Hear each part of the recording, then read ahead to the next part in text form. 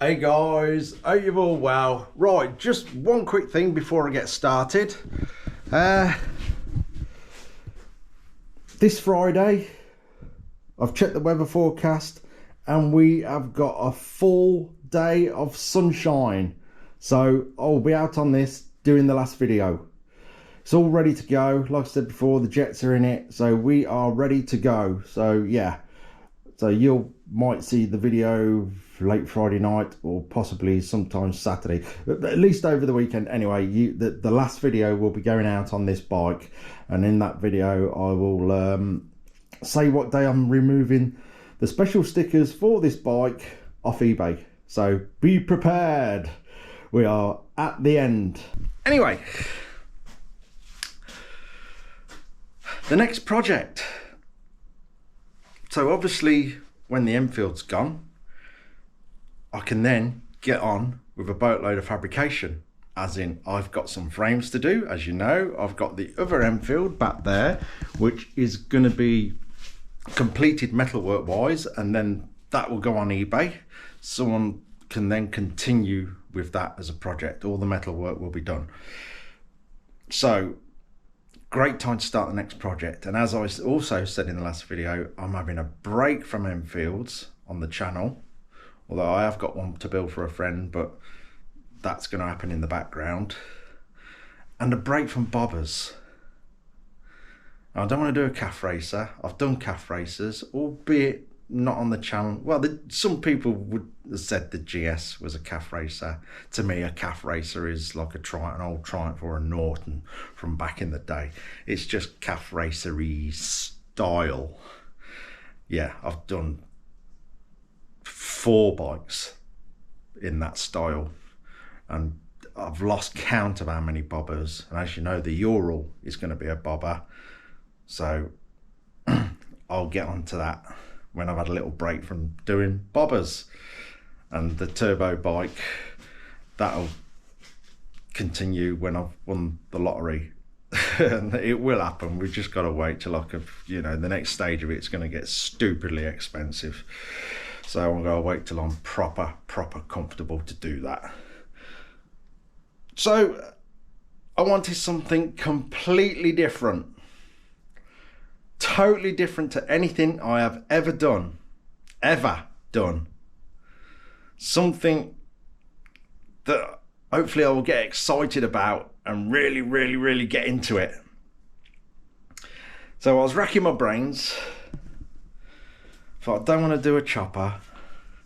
Don't want to do a trike. I've had some people say, do a trike. The reason I can't do a trike is I'll never get it out of the garden. It's impossible. We can only just get in and out of the garden with 2 wheels. So that is completely out of the question. So I was thinking, what could I do? And then, ding, the penny dropped. An adventure bike. A proper, capable adventure bike. A good, usable all-rounder. So I thought, what better to start with than an adventure bike? A so-called adventure bike. There we go. This is an R1150 GS BMW, as you can see. Now, I know these are an acquired taste to some people. There's going to be a lot of camps with this bike. There's going to be the people, oh, I love them things, don't touch that. There's millions of these things about. We're not going to arm the BMW world. It'll be fine. There literally is millions of them. We're going to have the group that say, what on earth are you doing? They are disgraceful bikes. They are ugly. They're terrible. Get rid of it. Burn it. Use it as a boat anchor. Weigh it in for scrap. I'm just thinking of all the things that people will be thinking. And I don't mind that. Everyone's entitled to their opinion. I've always said that. I don't mind. What else? There'll be people, you can't do nothing with that. That's impossible. They're terrible. There'll be people going, oh yeah, I can't wait to see what you do with it. I don't mind any of it. Honestly, I don't. I've got my plans with it. Like I say, it's an acquired taste. I think when these first come out, what was it? Sort of early to mid 90s. This is a 2000 model, this one. So you're forgetting that's nearly 23 years old. To me, when someone says 2000, I think that's relatively new. It's not no more, is it? Just shows you we're all getting old. We're all knocking on a bit. It's quite scary to think about, isn't it? It doesn't seem 5 minutes ago when we're seeing the year 2000 in. But no, 23 years ago nearly. That's quite scary. So she's a bit of an old girl. She is. Mechanically, it is fantastic. It runs really smooth. I won't start it up in this video because it's actually 3 o'clock in the morning, and although it's a really quiet bike, yeah, it's deadly silent round here at 3 o'clock in the morning. That will get heard. So we won't start it. We will start it in another video, and we'll go for a ride on it as well. Yeah, these came out, not 100% sure exactly. It was in the 90s, early to mid 90s, with the 1100 model. I think when it first came out, I know for myself as well, I did think, what is that? Along with a lot of people thought that. Oh dear, I'm not sure about that. But in, when was it, 2004, which would have been this exact model, two guys, one called McGregor and another one you hadn't really heard of at the time called Borman, got themselves a couple of these and went on a little trip, and then it exploded. Proper exploded. I believe BMW was struggling to keep up with orders. It went that crazy. So they went from this sort of acquired taste ugly duckling to sales they couldn't keep up with. Yeah, Mr. McGregor, Mr. Borman. I don't think I'd heard of Borman, because I watched that. I enjoyed it. I enjoyed watching it. It was something different on the TV back then, wasn't it? Yeah, and I thought, who's Borman? I hadn't heard of him. Borman was in Deliverance, you know. You know, the film with the piggy scene. Won't go into detail. And probably one of the most famous banjo tunes ever. Yeah, he was in that. I think he was 4 years old because his dad directed the film. I didn't find that out till later on either. Anyway, enough about them pair. Although they did do the BMW world monumental good. Like I say, I bet they wish they had a bit of commission on the sales after that. Although I think they've got a healthy enough bank accounts as it is. Although they, yeah, but they still got bikes given to them and a big round the world trip paid for, and seeing themselves right out of all the DVDs and books they sold. Anyway, after that, obviously these just went crazy. All them people with deep pockets went rushing to the BMW showroom. I'll have one of them, put me the panniers on, I want that jacket, I want them trousers, I want them boots, I want everything with BMW on, and I want to go and go to work and back on it. Yeah, not a lot of them seen the dirt, to my knowledge. We want to change that for this one. We want to make this one more than capable off-road. Because let's face it, it's more road biased. I don't know if any of you have ever ridden one of these. They are a bit strange. They're a bit top heavy, in my opinion. Like I say, don't get heartbroken about what I say about it. This is just my opinion. That is all. It means nothing. What I say means nothing. It's just what I think. So what we're going to do with this one, to me, like I say, it's more road biased. I'm going to make it proper 50-50 capable. So not just forestry roads and little farm tracks. I want it to be able to tackle rougher terrain. And the first thing to do is lighten the load. It needs to lose some pudding, a bit like myself. So I could help it, couldn't I? I could lose a bit of pudding as well, and that would then make the bike a bit lighter, but we'll see about that. So anyway, I have plans for it, and it's going to drastically change. How you see it now, it'll probably only sort of resemble what you're seeing now slightly, because we are going to change a lot on it. But the stuff that's been changed, it's not major work. I don't think it is anyway. So the way I'll do it will be quite simple really, but make the bike look totally different. You'll tell what it is obviously from the engine and the shape of the tanks. I'm keeping the tank because I like it. It's huge. It's got, yeah, my main thing is to get that Dakar racer type look about it and make it look really capable, that it'll go and hammer over the sand dunes and the rough terrain. So I've been looking at a lot of things, and I don't normally do that. I don't normally look around to get ideas. I normally like to think of them myself, but I've been looking at a few ideas with this, and there's some interesting stuff out there. And also, these don't really get chosen to do sort of a custom-y bike out of, do they? That's what I also like about it. You don't see these everywhere, like Harley Davidson bobbers and choppers and Triumph calf racers and so on and so on and so on. There's just gazillions of that sort of stuff out there. This is a little bit more untouched in the custom world, so I'm really looking forward to getting my hands on it.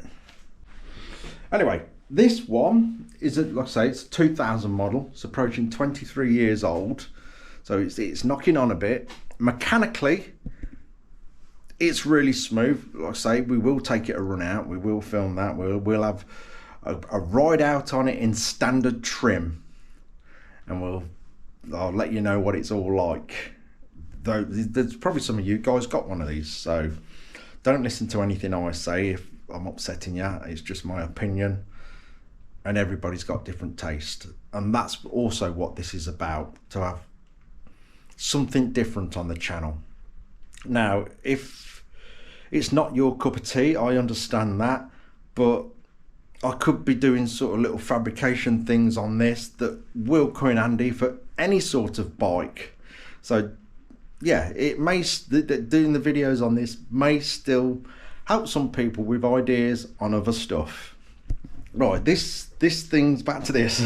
It's done 73,000 miles, which, if you consider that spread over nearly 23 years, is not a great deal. These things, well maintained, will go well into a couple of 100,000 miles, no problem at all. They are actually a fantastic engine. They're robust, they keep going, but you've got to maintain them. You've got to service them and look after them, but they will keep going.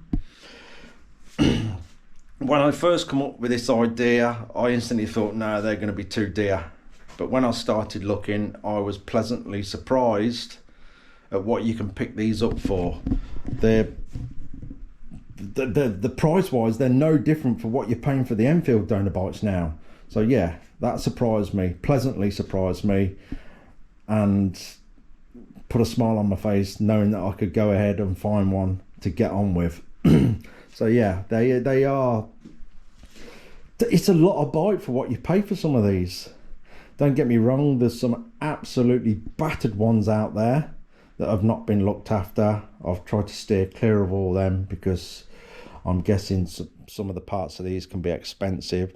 I just wanted something that was mechanically sound, and I didn't really care about the rest of it because, yeah, excuse me, there's a lot going to get changed on this thing.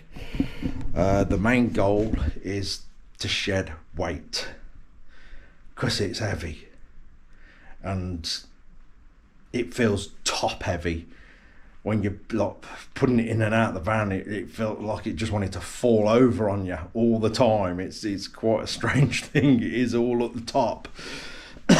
So we're gonna try and reduce that as much as we can. So like I say, it is gonna look totally different. The plan I've got in my head, there's gonna be a lot of changes, but they are quite simple changes to have a drastic effect.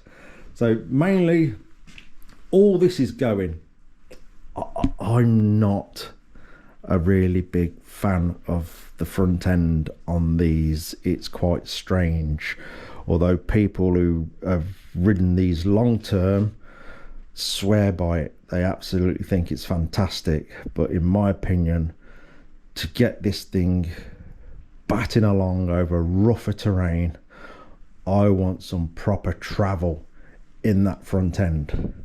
I want it to soak up, like I say, rougher terrain than forestry roads and farm tracks. So the front end, the whole front end is going. I've figured a way how to do it, so we'll cross that as we do it. These frame wise on these, they are very odd. That's all I can say. They are very, very strange. So there's a bit of fabrication got to go on to be able to bin all that front end. They've got all this telelever thing going on. Look, so they've got this great big wishbone off a Scania under here that probably weighs like 2.5 ton. They've got this great big spring up here that obviously weighs a bit. So we're going to get it all that off and put some upside down forks in it with a 21-inch front wheel. Straight away that'll make it a bit more sort of going towards the off-road capabilities. When all this is gone and we got upside down forks in it, headlight wise, I just want like an enduro headlight, you know, the ones with a little obviously round headlight or square headlight with the number board on the top. Obviously it'll have nicer handlebars. We'll probably have some Renthal fat bars in there. I've already chose the front end that's suitable, that's off a bike that's very similar weight to this, so that's already been chosen, and it's off a Honda. I've just got to sort the front wheel out. I've managed to find the forks amazingly cheap. All the others that I found was sort of double, triple the cost, and I found these two, he had two sets come on eBay, and I pounced on them straight away, and very soon after that the other set went straight away. I thought he'd made an error on the price, they were that cheap, so they went straight away. Luckily I was one of them. So we got the front end off an Africa Twin CRF 1100. They are a very similar weight bike, and I'll make it work. Simple as that. I will make it work. The only thing I am really struggling with is the front wheel, because the CRF 11 is quite a new model of bike. Some of the parts are horrifically expensive, and I've come to try and search for a front wheel. They are non-existent. There's people selling new ones that cost more than what I pay for the bike. So I've got to figure that out, because the front wheels are, spoke wise, they're laced up the same as this. You see how the spokes, so they can run tubeless tyres, the spokes are all on the outside, and on that Honda the 21-inch wheel is laced up exactly the same as this, and I can't find any other bike that runs a 21-inch front wheel that's laced the same as this. This is the 19-inch front, but I definitely want to get a 21-inch front in it. So I'm just going to have to keep my eye out there and keep searching. for an Africa Twin front wheel that's laced up like that, because I want it to match the back.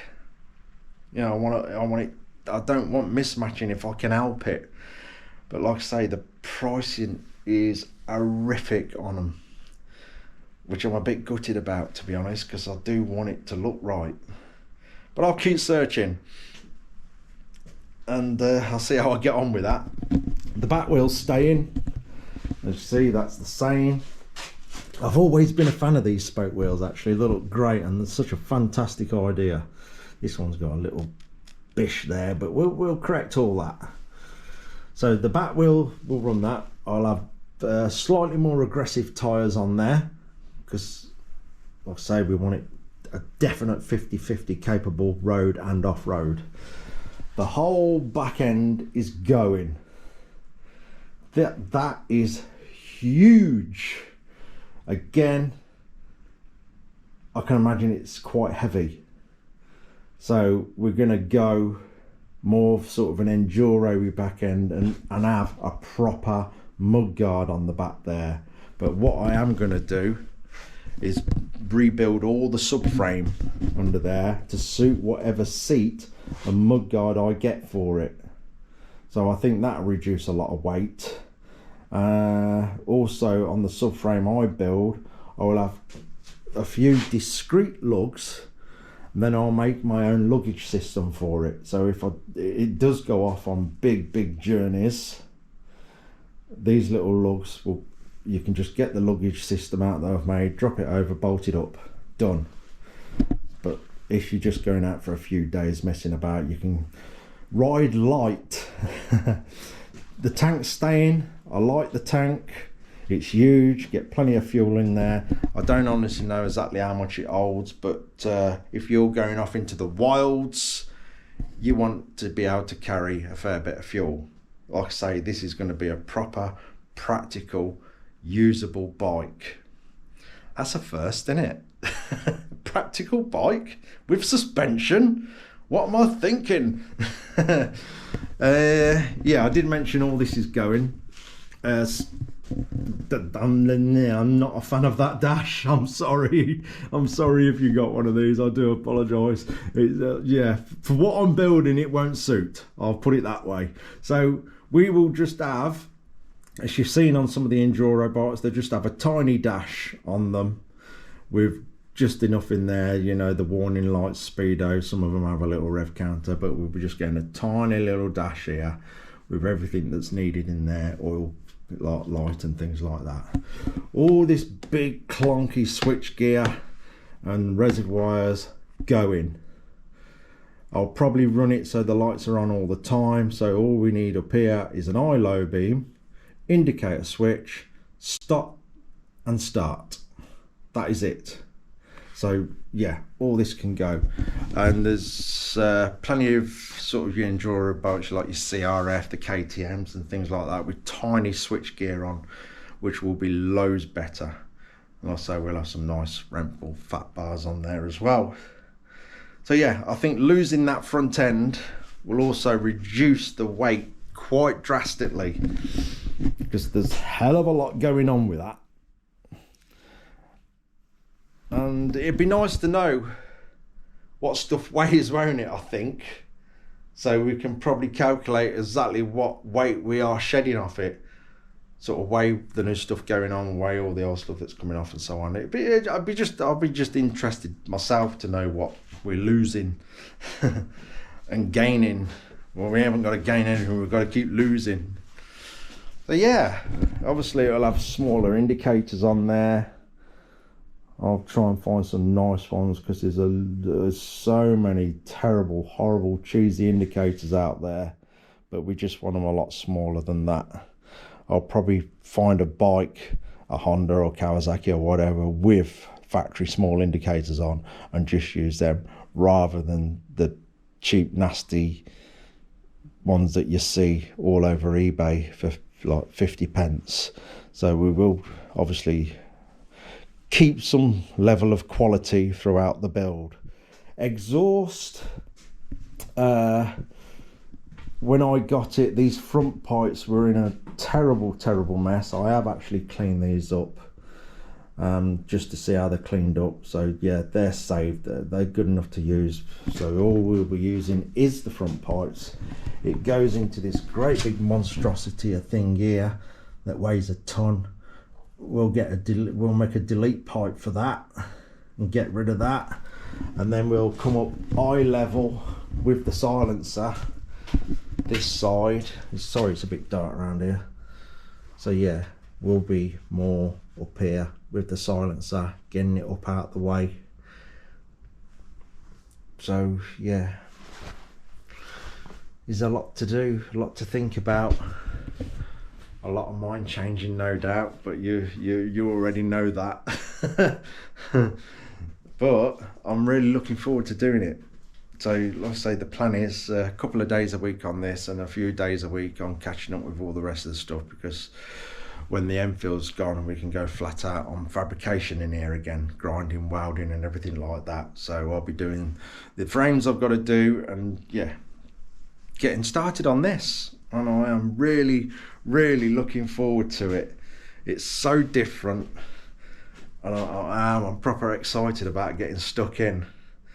So while I'm getting all my other stuff done, I'm going to start collecting parts that I need for this build. And also the bits that come off it, I don't know how sort of sellable they are, but I'll try it. Whatever comes off it, I will try and sell, because that also obviously helps fund the build. I think bits of the front end will sell. I think the seat will definitely sell. Apparently this seat is being recovered by a known company that puts gel inserts in the seat. So yeah, these have got gel inserts in. I shall clean them up. They're not ripped, they're not damaged. So things like that should sell. And obviously the money will go back into the pot towards the build. You know, we'll get it all looking nice. Obviously the subframe will vastly be reduced. You know, a lot of these side panels, they've got this weird thing going on with them. I shall probably wrap them actually and just do them a lot of nice textured black. Colour wise, I want to change the colour. Not so keen on the black with the shape of this bike. It doesn't do it any favours in my opinion. I'm going white. I just love, for a BMW, I like the white because I really like the blue and red stripes. You know, proper BMW livery on it. So I'll design some sort of sticker set for this with all the blue and red stripes with the GS in, the BMW in and all things like that. So yeah, it's going white, white tank, white mud guards, white headlights around, white rear mud guard. I'm probably going to make some little number boards for it as well, so it proper looks off-road ready. I could go on for hours. I've got so many ideas floating around in my head, and like I say, it may not be your cup of tea, but there could be little processes I do on this to make things that could help some of you out on completely different builds you're doing. So just bear that in mind if it's not your cup of tea. There could be like little trick bits that I make that, like I say, them little tricks could be used on anything really, absolutely anything. Yeah, so everything's all good. I'm quite happy with the plan I've got in my head. That sort of proper Dakar racer look. The only thing that's bothering me at the moment is the front wheel. The availability of them and the price of them, but I'll figure something out. I'll sort something. I'd like to keep that spoke pattern to the outer rim. Like I say, 21-inch rim. That later Africa Twin is the only bike I can find that runs that, and I've actually got them forks coming, so it'd be great if I could find one of them front wheels. There's one on eBay that's, the hub's fine, the spokes are fine, but the rim is absolutely destroyed.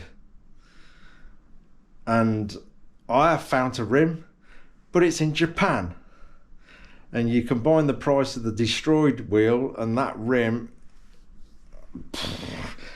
yeah, the price is quite scary. And you know, I've still got to try and keep this sort of sensible.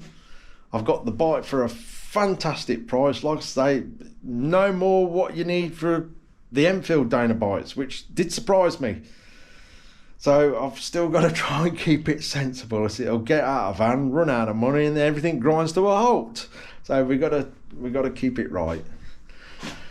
Can't think of anything else really. So yeah, like I say, I can't start it up now. It's probably heading towards 4 AM now. So I've got to be kind to the neighbours. I think that's it. I think that is it. So yeah, it's going to look totally different and proper, more 50-50. I know they're off-road capable, but I want it more off-road capable. So it'd be great to have a bike. I might do a couple of these. It'd be just wonderful to have that bike that you can jump on and go and do everything on it. You can sit on the motorway comfortably at a sensible speed, keep that speed up and the bike's not struggling, and then be able to go up the mountains with it as well, loaded up with a tent and everything like that, like right up the mountains, not just into the woods, get up them mountains over a bit of rough terrain and stuff like that. So yeah, we'll have the tyres that will do that for sure. It'll be just a great sort of Swiss Army knife of a bike, if you know what I mean. Yeah, like I say, in my opinion, they are more biased to road use. And if we can shed some weight off it, that will definitely be a bonus. So there we go. I think that'll do. Yeah, there's not more I can say about it really. That we're gonna drastically change how that bike looks and how it performs off-road, hopefully. That is the plan.